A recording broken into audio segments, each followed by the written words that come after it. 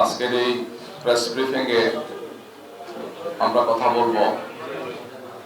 আজকের এই প্রেস ব্রিফিংয়ে এই পর্যায়ে আমাদের সামনে উপস্থিত আছেন, দেখতে পাচ্ছেন আপনারা, বাংলাদেশ জামাত ইসলামীর সহকারী সেক্রেটারি জেনারেল এবং নির্বাচন পরিচালনা কমিটির সদস্য সচিব জনাব মাওলানা আব্দুল হালিম। এছাড়াও উপস্থিত আছেন আমাদের নির্বাচন পরিচালনা কমিটির সদস্য সাংবাদিক জনাব অলিউল্লাহ নোমান। আর এর সাথে আজকের এই সংবাদ সম্মেলন বা প্রেস ব্রিফিং এর যে টিমটা আপনাদের সামনে আজকের এই ঘটনাটাকে উপস্থাপন করবেন, বিশেষ করে যে কারণে আজকের এই প্রেস ব্রিফিং, সেই কমিটির সদস্য এবং আমাদের নির্বাচন কমিটিরও সদস্য ইঞ্জিনিয়ার সিরাজুল ইসলাম, যিনি ইসলামী ছাত্র শিবিরের সাবেক কেন্দ্রীয় সভাপতি এবং আমাদের জাতীয় নির্বাচন পরিচালনা কমিটির সদস্য এবং এই সংক্রান্ত টিমের তিনি লিড করছেন। এছাড়াও আরো আমাদের এই টিমের সদস্যরা এখানে উপস্থিত আছেন। আপনারা জানেন যে ইতিমধ্যে সাংবাদিকদের কাছে পৌঁছেছে যে আমাদের সম্মানিত আমিরে জামাত অত্যন্ত ব্যস্ত সময় পার করছেন। নির্বাচনের 22 তারিখ থেকে আনুষ্ঠানিকভাবে নির্বাচনী সমস্ত কার্যক্রম আরম্ভ হয়েছে। প্রচার এবং সব ধরনের সমাবেশ, গণসংযোগের কাজ, নির্বাচনের এই প্রক্রিয়া তিনি সময় দিচ্ছেন। আলহামদুলিল্লাহ পুরো দেশে তিনি সফর করছেন। আজকে তিনি শেরপুরে গিয়েছেন, যেখানে গত কয়েকদিন আগে আমাদের একজন ভাই সেখানকার একটি উপজেলার সেক্রেটারি ভাই রেজাউল করিম শাহাদত বরণ করেছেন, আর অনেকে আহত হয়েছেন। এই ঘটনায় আমরা তাৎক্ষণিকভাবে সেখানে আমাদের ভাইরা বিক্ষোভ মিছিল করেছেন, প্রেস কনফারেন্স করেছিলেন। পরবর্তীতে জানাজা নামাজ অনুষ্ঠিত হয়, যেখানে আমাদের সম্মানিত নায়েবে আমির সাবেক এমপি জনাব শামসুল ইসলাম অংশগ্রহণ করেছিলেন। তার বাড়ির যে জানাজাটা, দ্বিতীয় জানাজা যেটি হয়েছিল, ঢাকাতে আমরা তাৎক্ষণিকভাবে প্রেস ব্রিফিং করেছিলাম এবং দুপুরবেলা জোহরের নামাজের পর বায়তুল মোকাররম থেকে আমরা বিক্ষোভ মিছিল করেছিলাম। তো আজকে আমাদের আমিরে জামাত শেরপুরে গিয়েছেন, শহীদ পরিবারের সাথে কিছু সময় কাটাবেন, জিয়ারত করবেন, পরিবারের সদস্যদেরকে সান্ত্বনা দেবেন এবং শেরপুরে একটি জনসভায় তিনি বক্তব্য রাখবেন। এই মুহূর্তে তিনি শেরপুরে আছেন। সেখান থেকে তিনি জামালপুরে একটি জনসভায় অংশগ্রহণ করবেন, বক্তব্য রাখবেন, তারপর তিনি ঢাকায় ফিরে আসবেন। আগামীকালকে আমাদের কর্মসূচি হচ্ছে কক্সবাজার থেকে আরম্ভ হবে। আমিরে জামাত সেখানে যাবেন। কক্সবাজারের গুরুত্বপূর্ণ এলাকা আপনারা জানেন, আমাদের সহকারী সেক্রেটারি জেনারেল হামিদুর রহমান আজাদ যে আসনে আছেন, কুতুবদিয়া এবং মহেশপুর যে আসনটা, সকালবেলা সেই আসনে তিনি জনসভায় অংশগ্রহণ করে পরে তিনি কক্সবাজারে আসবেন। কক্সবাজার শহরে জনসভা হবে। এরপরে পর্যায়ক্রমে দক্ষিণ চট্টগ্রাম এবং উত্তর চট্টগ্রামের কয়েকটি আসনে তিনি বক্তব্য রাখবেন, বিশেষ করে সাতকানিয়া, লোহাগাড়া সহ। লাস্টে তিনি এসে বিকালবেলা চট্টগ্রাম মহানগরী আয়োজিত এবং জেলা আয়োজিত জনসভায় তিনি বক্তব্য রাখবেন লালদিঘির ময়দানে ইনশাআল্লাহ। পরে তিনি ঢাকায় ফিরে আসবেন। বাকি কর্মসূচিগুলো আমরা আপনাদেরকে দিয়ে দেবো। কিছু কিছু কর্মসূচি বিভিন্ন কারণে পরিবর্তন হচ্ছে, সাংবাদিক বন্ধুদেরকে আমরা অবহিত করার চেষ্টা করছি গিয়ে। আর 3 তারিখ আবার 11টার সময় কুড়িগ্রাম যাবেন, আর 12টা বা 12:30টার দিকে তিনি তিস্তা ব্যারেজ প্রকল্পে যাবেন, সেখানে বক্তব্য রাখবেন এবং জনসভায় অংশগ্রহণ করবেন। আমরা আর একটু আপনাদেরকে ফটো কার্ডের মাধ্যমে দিয়ে দেবো, আপনারা জানতে পারবেন ইনশাআল্লাহ। আজকে আমরা যে কারণে বিশেষ করে আপনাদেরকে কষ্ট দিয়েছি, আমরা প্রতিদিন একবার ব্রিফিং করার চেষ্টা করি, কোনো কোনো সময় 2বার করি। আজকে আমাদের একটা টিম, আমরা ইসিতেও যাব, 3টার সময় ইসিতে আমাদের একটা সাক্ষাৎ আছে, সেখানে আমরা কিছু ব্রিফিং করব। সেই টিমে আমাদের মূলত কেন্দ্রীয় মহিলা জামাত যেটা আছেন, আমাদের মহিলা বিভাগীয় নেতৃবৃন্দ সহ আমরা সেখানে যাব। মাননীয় ইসি মহোদয়ের সাথে আমাদের মিটিং আছে, সেখানে আমরা প্রেস ব্রিফিং করব। সেটা সাম্প্রতিক সময় মহিলাদের উপর, নারীদের উপর যে অত্যাচার নির্যাতন হচ্ছে, হামলা হচ্ছে, তাদেরকে নাজেহাল করা হচ্ছে, এই বিষয়টি স্মারকলিপি প্রদান করব এবং একই সাথে সেখানে আমরা আমাদের বক্তব্য পেশ করব। আজকের এই প্রেস ব্রিফিং এর মূল উদ্দেশ্য হচ্ছে, আপনারা জেনেছেন যে ইতিমধ্যেই আমাদের সম্মানিত আমিরে জামাতের যে টুইটার অ্যাকাউন্ট, এক্স যেটা নতুন হয়েছে নাম, সেই টুইটার অ্যাকাউন্ট অত্যন্ত ষড়যন্ত্রমূলকভাবে কে বা কারা সেটা হ্যাক করেছেন। আমরা গতকালকে এই বিষয়টি অবহিত হয়েছি 5টার দিকে বেলা। হওয়ার সাথে সাথেই আমাদের এই সম্পর্কিত যে টিম, তারা খোঁজখবর নিয়েছেন, প্রয়োজনীয় পদক্ষেপগুলো নিয়েছেন এবং বলা যায় যে পুরো রাত আমাদের এই সংক্রান্ত বিভিন্ন বিভিন্ন তথ্য উপাত্ত কে করেছেন, কিভাবে করেছেন, এই সমস্ত বিষয় আমরা জানার চেষ্টা করেছি। যারা এই চক্রান্ত করেছেন মনে হচ্ছে যে তারা কয়েকদিন থেকেই এই প্রস্তুতি নিয়েছেন, কারণ এই টুইটার অ্যাকাউন্ট সহ আমিরে জামাতের এবং আমাদের কেন্দ্রীয় নেতৃবৃন্দের বা শীর্ষ নেতৃবৃন্দের ফেসবুক অ্যাকাউন্ট এবং টুইটার অ্যাকাউন্ট যারা যে টিমটা আমাদের দেখেন, আমরা দেখেছি যে এই কাজের সাথে কিছু লোক জড়িত, বোঝার চেষ্টা করেছি এবং এখানে একটা গভীর ষড়যন্ত্র আছে।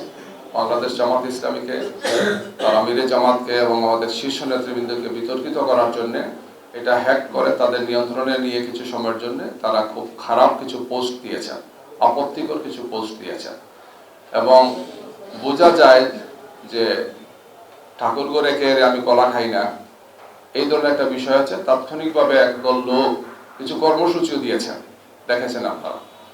আমাদের গভীর আশঙ্কা যে এগুলোর সাথে বিশেষ একটি দল বা তাদের সাইবার টিমের কিছু চক্রান্ত এবং ষড়যন্ত্রকারী ব্যক্তিরা জড়িত আছেন, আমরা সেটা মনে করছি। আমরা এই বিষয়ে পদক্ষেপ নিয়েছি, আমরা বিবৃতি দিয়েছি, বক্তব্য দিয়েছি যে আমিরে জামাতের টুইটার অ্যাকাউন্ট হ্যাক হয়েছে এবং এই ধরনের অপপ্রচার চালানো হচ্ছে জামাত ইসলামের শীর্ষ নেতৃবৃন্দের বিরুদ্ধে, জামাত ইসলামের বিরুদ্ধে। এবং আমরা এই ব্যাপারে রাত্রেই থানাতে আমরা জিডি করেছি, জেনারেল ডায়েরি করেছি। আজকে আপনাদের সামনে কথাগুলো আমরা বলছি, আমাদের সাইবার টিমে যারা আছেন তারা পুরো বিষয় আপনাদের সামনে তুলে ধরবেন এবং পরবর্তীতে আমরা এই ব্যাপারে আরো কিছু পদক্ষেপ গ্রহণ করব, আইনি পদক্ষেপ সহ সম্পর্ক সব ধরনের পদক্ষেপ গ্রহণ করব। কারণ এটি একটি চরম বাড়াবাড়িমূলক একটি কাজ। একটি দলের শীর্ষ নেতৃবৃন্দকে, বিশেষ করে আমিরে জামাত সহ আমাদের কেন্দ্রীয় এবং শীর্ষ নেতৃবৃন্দকে বিতর্কিত করা, জামাত ইসলামের ভাবমর্যাদাকে ক্ষুণ্ণ করা, একটি মারাত্মক ধরনের অপপ্রয়াস আমরা দেখতে পাচ্ছি। জামাত ইসলামীকে জনগণের সামনে হা প্রতিপন্ন করা, আমাদের বক্তব্য, আমাদের নেতৃবৃন্দের বক্তব্য খুবই ক্লিয়ার মেসেজ। আমরা নারীদের প্রতি, মহিলাদের প্রতি, দেশের প্রতি, দেশের স্বাধীনতার প্রতি আমাদের সম্মান এবং মর্যাদার জায়গা খুবই স্পষ্ট। আমাদের আমিরে জামাত এই বিষয়গুলো অত্যন্ত সুন্দরভাবে, সাবলীলভাবে বারবার তুলে ধরছেন।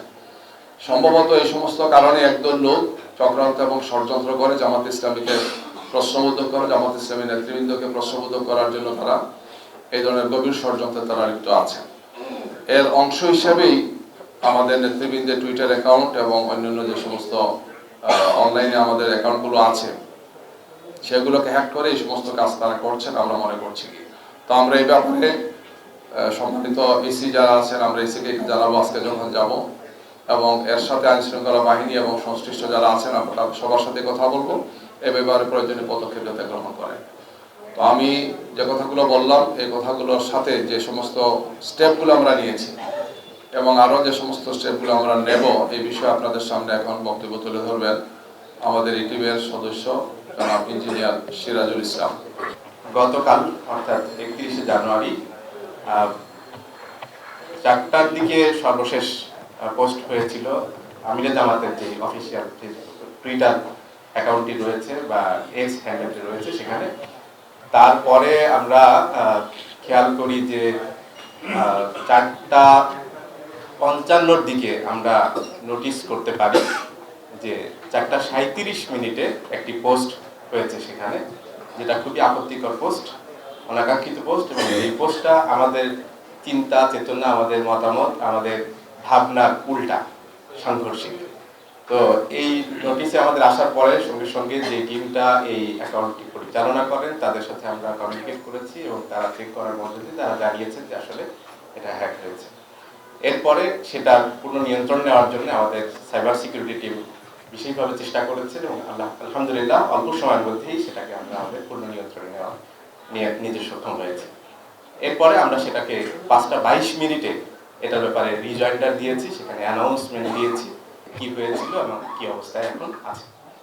তো এই এবং আমরা এরপরে খোঁজার জন্য চেষ্টা করেছি কিভাবে করে এই ঘটনা ঘটলো, কোত্থেকে কিভাবে করে হলো। বেশ কয়েকদিন ধরেই আমাদের বেশ কিছু আইডি পেজ যেগুলো রয়েছে, অর্থাৎ সোশ্যাল মিডিয়া যে সমস্ত প্ল্যাটফর্ম রয়েছে সেই জায়গাগুলোর উপরে সাইবার অ্যাটাকের জন্য অপচেষ্টা চলছে, আমরা এটা খেয়াল করতে পেরেছিলাম।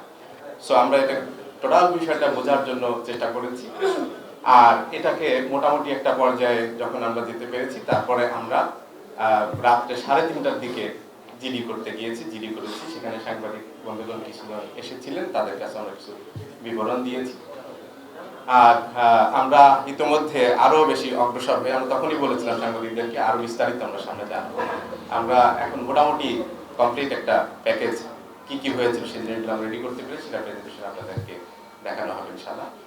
তো আমাদের এই যে শুধুমাত্র আমাদের এই টুইটার অ্যাকাউন্টই নয়, একই সাথে আরেকটি ফেসবুক পেজের কন্ট্রোলও তারা নিয়েছিল। তো সেটা বিস্তারিত এখনই বলা হবে। তো আমরা যেটা আশা করছি সেটা হলো যে আমরা ইনশাআল্লাহ এই জাতীয় যত অপতৎপরতা যারা চালাবে তাদেরকে আমরা ফেস করতে পারবো।